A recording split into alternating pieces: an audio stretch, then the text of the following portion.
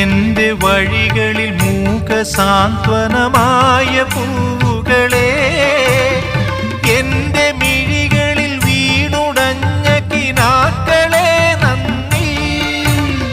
മധുരമാം പാധേയമായി തേൻ കനികൾ തന്ന തരുക്കളെ, തളരുമീയുടൽ താങ്ങി നിർത്തിയ പരമമാം കാരുണ്യമേ നന്ദി നന്ദി. എന്നോടൊത്തുണരുന്ന പുലരികളെ, എന്നോടൊത്തു കിനാവു കണ്ടു ചിരിക്കുമിരവുകളെ, യാത്ര തുടരുന്നു ശുഭയാത്ര നേർ